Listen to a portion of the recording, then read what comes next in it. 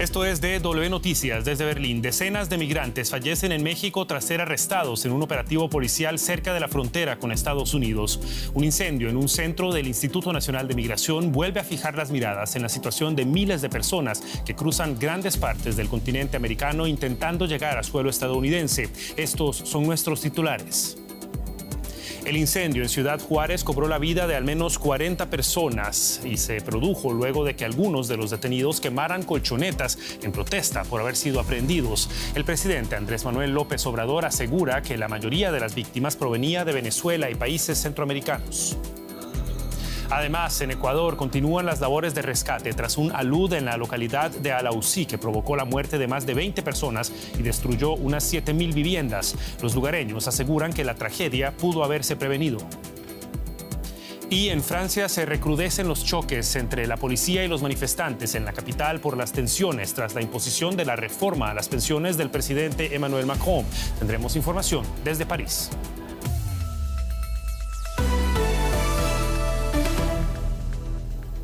Los saluda Javier Arguedas. Gracias por informarse con nosotros. Al menos 40 migrantes fallecieron la madrugada de este martes producto de un incendio en un centro del Instituto Nacional de Migración en Ciudad Juárez, a metros del paso fronterizo que separa a México de Estados Unidos.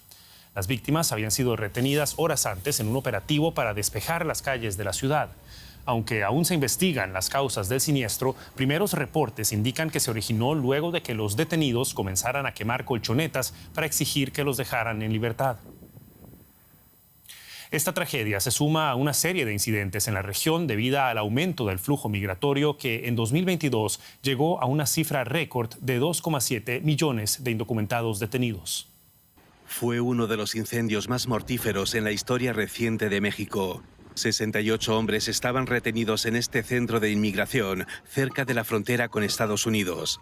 El fuego acabó con la vida de decenas de ellos, además de herir a muchos otros. Muchos siguen esperando noticias de sus seres queridos. De la 1 de la tarde, esperando al papá de mis hijos, de ella, y me dijeron que me los iban a dar y ya cuando se hicieron las 10. Estas imágenes del interior del edificio muestran cómo algunos pudieron escapar a la tragedia.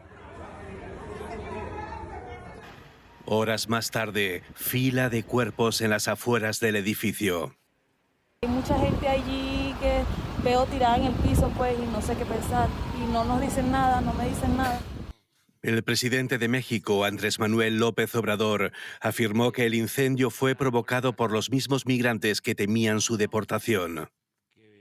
Como protesta, en la puerta del albergue pusieron colchonetas del albergue y les prendieron fuego y no imaginaron de que esto iba a causar esta terrible desgracia. Pero en las últimas semanas, el trato de las autoridades a los migrantes también ha sido objeto de críticas. Las tensiones aumentan a medida que Estados Unidos y México luchan para frenar el aumento de pasos fronterizos. En Ecuador, equipos de rescate de todo el país siguen llegando a la pequeña localidad de Alausí, en la zona andina del país, para la búsqueda de posibles sobrevivientes tras el alud que tomó por sorpresa a miles de habitantes la madrugada de este lunes. El presidente Guillermo Lasso también se trasladó a la zona. Aseguró que los servicios de emergencia continuarán trabajando por varios días en la provincia de Chimborazo, pero muchos de los damnificados muestran descontento e ira, ya que, según afirman, la tragedia se podría haber evitado. No hay tiempo que perder. Bomberos, lugareños y hasta perros rescatistas trabajan a contrarreloj para encontrar algún sobreviviente entre los escombros. Decenas de personas siguen desaparecidas después de que un alud en la localidad de Alausí, al sur de Ecuador, dejara prácticamente la mitad del pueblo bajo tierra. Al menos 7 personas han muerto. Las fuertes lluvias han azotado duramente a ese país. En los últimos 3 meses, Ecuador ha sumado 22 personas fallecidas, 346 damnificados y casi 7.000 viviendas destruidas debido a las intensas precipitaciones. Una de las zonas más golpeadas ha sido la provincia andina de Chimborazo, donde se encuentra Alausí. Hasta el lunes el número de muertos era de 16, pero a pocas horas fue el propio presidente Guillermo Lasso quien salió a corregir la información entregada por la Secretaría Ecuatoriana de Gestión de Riesgos. No vamos a abandonar las labores de rescate. He escuchado el clamor de algunos familiares que resignados me dicen: necesitamos recuperar los cuerpos. Los ciudadanos de Alausí no esconden su frustración. Muchos de ellos explican que esta tragedia se pudo haber evitado. En diciembre de 2022, a las afueras de Alausí, la carretera E35 ya comenzaba a hundirse, con grietas a la vista, producto del deslizamiento de la tierra. Aquí están mis hijas, aquí está mi nieta, está mi familia entera. De muchos están aquí, yo quisiera que eso entiendan el dolor que estamos pasando aquí. Aquí, en toda la esquina de esta parte de la otra calle, es la casa de mi madre. Ahí mis hermanas logran correr, dando gracias a Dios no afecta todo para acá. Pero mi cuñada no avanzó a salir, quedó ahí enterrada con los bebés y los papás. Las horas pasan en Alausí y la desesperación crece. Y aunque las autoridades han pedido que se evacúen las pocas casas que siguen en pie, muchos prefieren quedarse y sumarse a los bomberos y equipos de búsqueda que han llegado de todas las regiones del país. Un desolador panorama que mantiene de luto a todo Ecuador.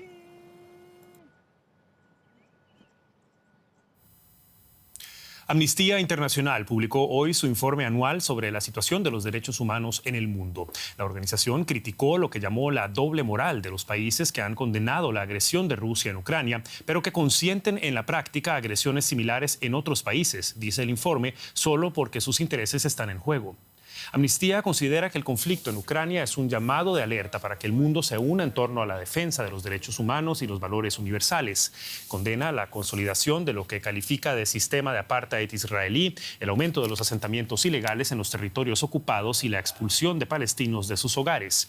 También destacó la guerra en la región etíope de Tigré, donde se desconoce el número de víctimas mortales, pero se calcula que pueden ser cientos de miles. Además, condenó la brutal respuesta del régimen iraní a las protestas generalizadas que ha vivido el país.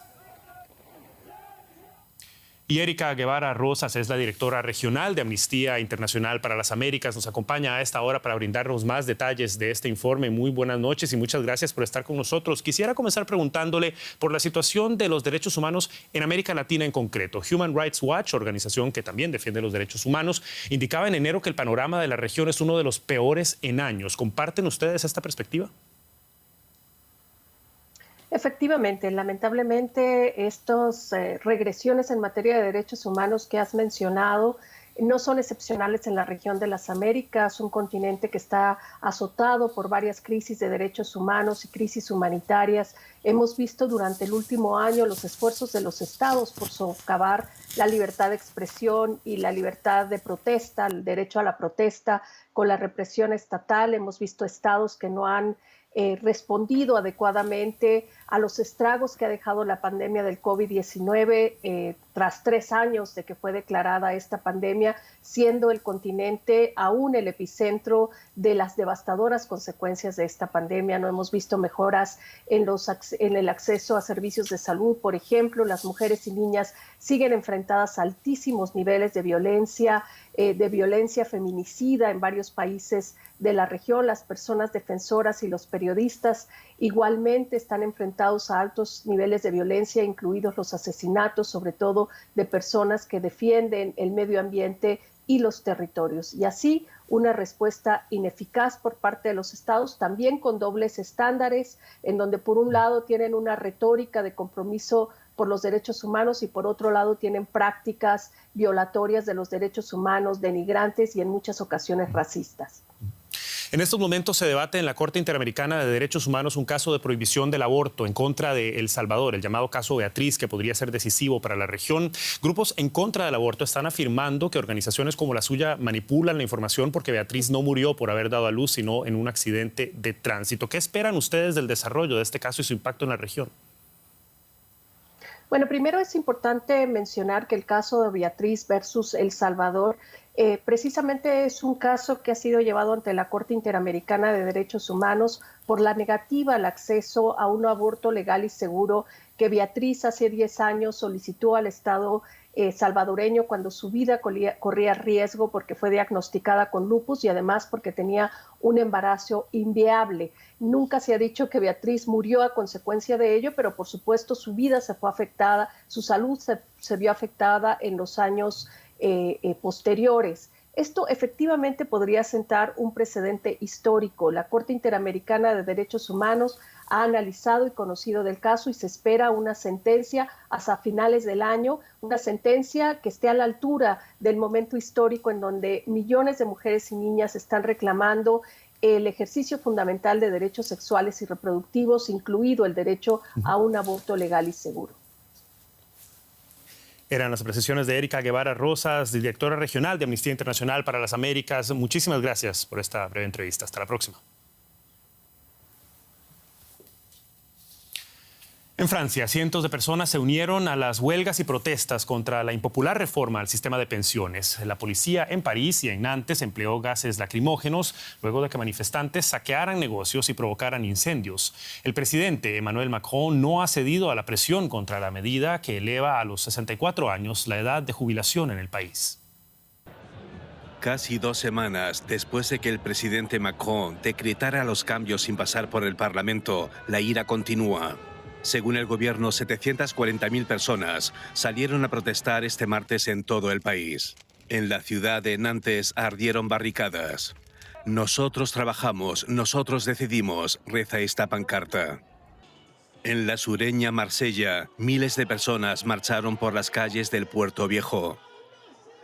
En la capital, París, los manifestantes volvieron a congregarse en la Plaza de la República, desde donde marcharon hacia la Plaza de la Nación, liderados por los sindicatos.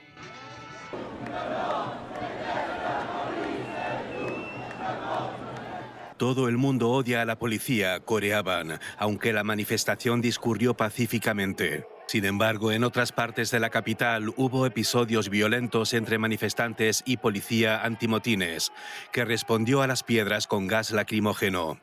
Los franceses rechazan el argumento de que la edad de jubilación en su país es una de las más bajas.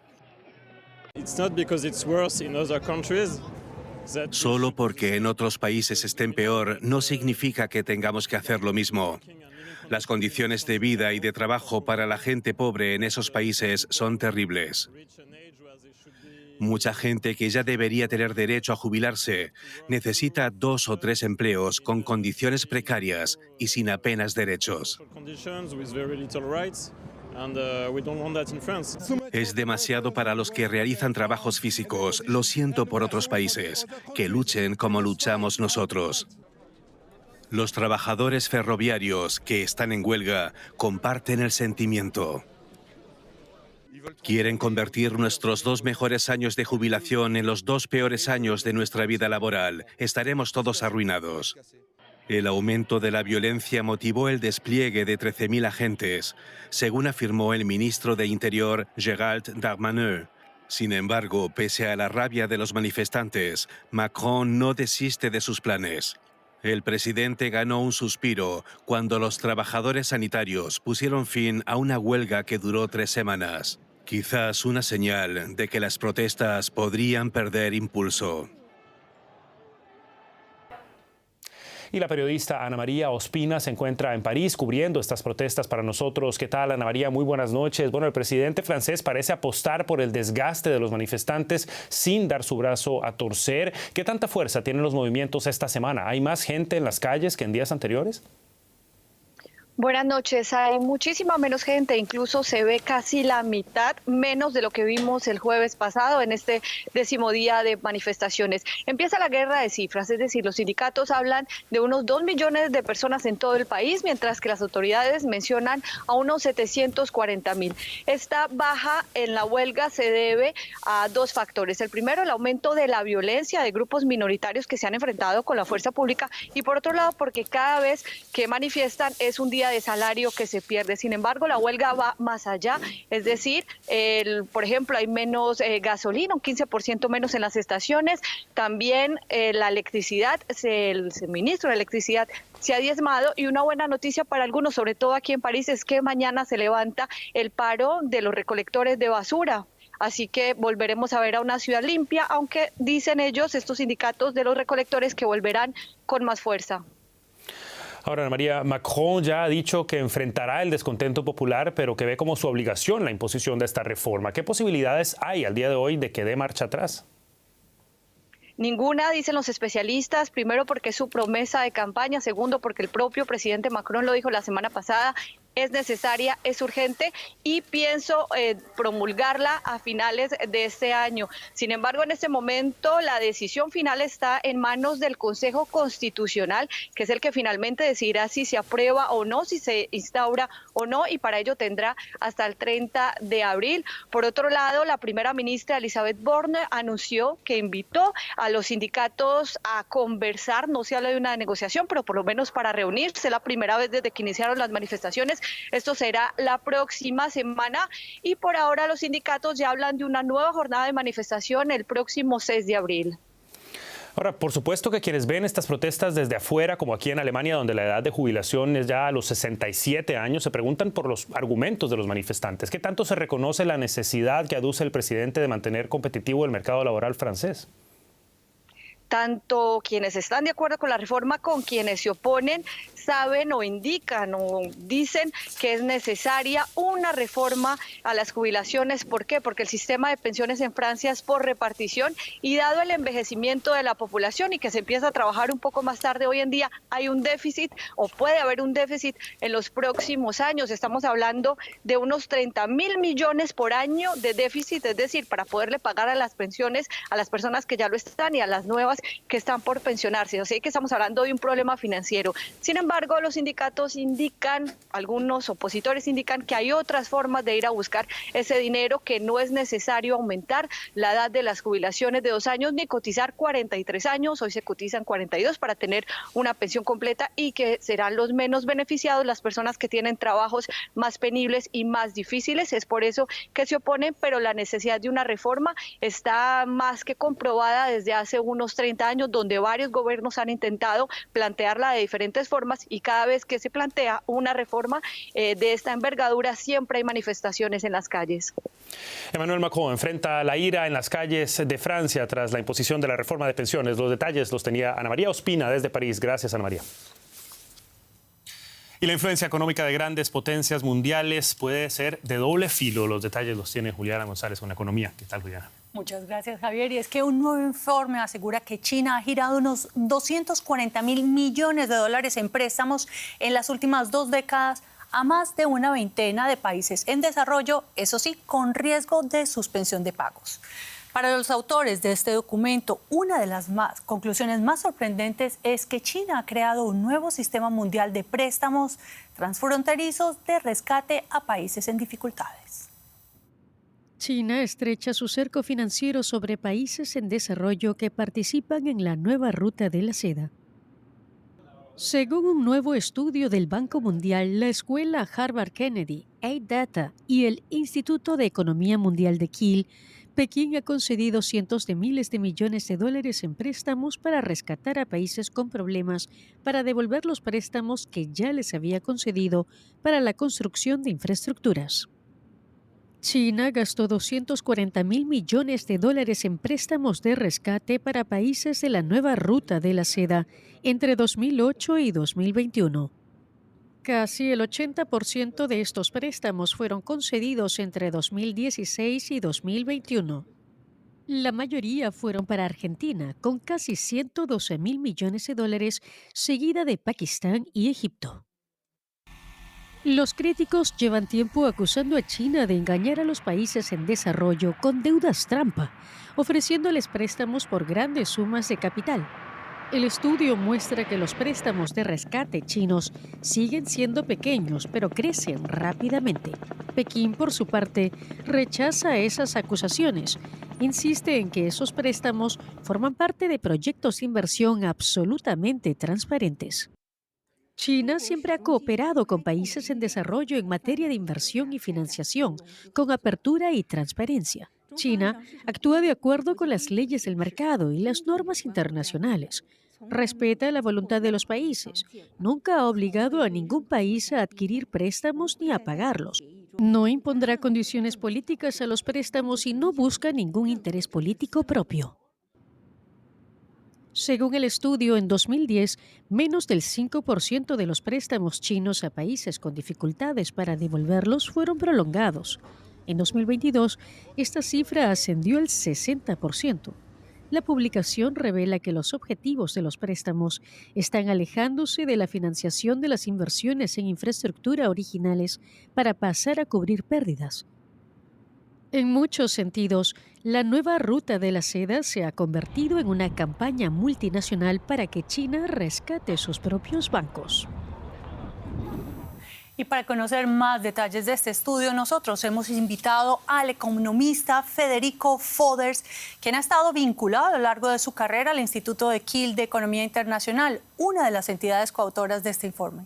Señor Foders, un gusto que esté con nosotros a estas altas horas de la noche aquí en Alemania. La primera pregunta, señor Foders, es: Argentina es uno de esos principales deudores de China. ¿Qué implicaciones tiene para este país y para otros deudores estos préstamos de última instancia otorgados por China? Bueno, hay que saber que China está emulando ¿no?, lo que existe ya, el sistema financiero occidental, dominado por el Fondo Monetario Internacional, los Estados Unidos, el Banco Mundial, la banca privada de los Estados Unidos y de Europa y de Japón. Ahora, hay una gran diferencia entre la actividad de la banca china en comparación con lo que pasa en la banca occidental. En primer lugar, los chinos cobran una tasa de interés que es mucho más alta que la que cobra el Fondo Monetario Internacional o la que cobra la banca privada. Otro tema es que China no perdona la deuda nunca, sino que extiende la línea de crédito y lo hace utilizando como herramienta el swap de monedas, o sea, otorga un crédito limitado de la moneda china a cambio de la moneda local del país que se quiera endeudar en forma de un swap. Entonces eso es una extensión de la línea de crédito, entonces otorga a China a países como la Argentina la oportunidad de pagar sus deudas frente a China con ese dinero en yuan o renminbi, pero también tiene la opción de ir al mercado cambiario y usar ese monto de moneda china para comprar dólares para poder pagar otras deudas frente a terceros países. Entonces, digamos así, es un proyecto nuevo, ¿no?, de que los países en desarrollo tengan más polos de inversión, no solamente los Estados Unidos, Europa, Japón, sino también China, también Rusia, también los países árabes. Entonces, de ese punto de vista es una diversificación y es una cosa positiva si se habla desde el punto de vista de los países en desarrollo de Latinoamérica, de África y del Asia. Señor Foders, brevemente, estamos ante un nuevo sistema mundial de rescates financieros. ¿Y qué consecuencias tiene esto, por ejemplo, ante una eventual crisis de deuda soberana? Bueno, la consecuencia primera es que China busca sustituir al dólar, ¿no es verdad?, como la moneda fundamental de reserva de la economía mundial. Entonces, acá lo que estamos viendo es que China está ofreciendo la oportunidad de ayudar a países que están justo antes de un cese de pagos. Son países que no recibirían ese tipo de ayuda de otras fuentes, de fuentes occidentales. Entonces, China, digamos así, ofrece una especie de libertad a países que están en una posición financiera bastante floja.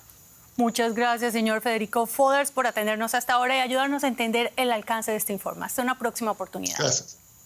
Gracias. Bueno, ya ves, un informe con muchas aristas. Efectivamente, Juliana, muchísimas gracias. Vamos ahora a los deportes, pero sin salir de la política, porque el presidente del Comité Olímpico Internacional, Thomas Bach, ha subrayado que los atletas rusos y bielorrusos siguen vetados en los Juegos Olímpicos de París 2024. Pero también recomendó los organismos rectores del deporte olímpico que permitan a los atletas de Rusia y Bielorrusia participar en competencias internacionales bajo bandera neutral. El gobierno alemán calificó la decisión del Comité Olímpico Internacional como una bofetada para los atletas ucranianos. Y muchos atletas están presionando al comité para que vete la participación, como decíamos, de atletas rusos y bielorrusos en los Juegos de París 2024, algo que todavía se tendrá que decidir y deberíamos ver cómo funciona en los próximos meses esta decisión. El presidente Bach, como hablábamos, ha advertido que excluir a estos atletas va en contra de la Carta Olímpica y que hacerlo violaría sus derechos humanos. La pregunta es qué ocurre con las personas. No es una zona gris del derecho internacional. Es algo que vincula a todos los estados y todas las personas.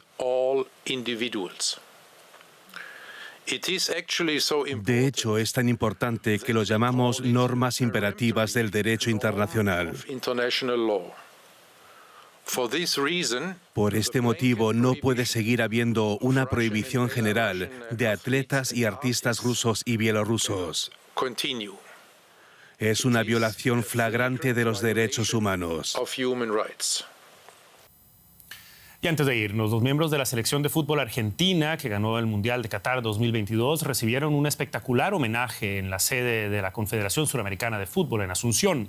En la denominada Noche de las Estrellas, la Copa vuelve a casa. Los organizadores destacaron que el reconocimiento al albiceleste se produce 20 años después del último título de una selección suramericana, Brasil, en Corea-Japón 2002. Messi fue además testigo del descubrimiento de una estatua suya que inmortalizará su nombre en el Museo del Fútbol de la Conmebol junto a las de los fallecidos Pelé y Diego Armando Maradona. Y con esto despedimos la presente edición de DW Noticias. Gracias por habernos acompañado. Nos vemos en una próxima edición o cuando ustedes gusten en dw.com o nuestras redes sociales. Soy Javier Arguedas, en nombre de todo el equipo. Que la pasen bien.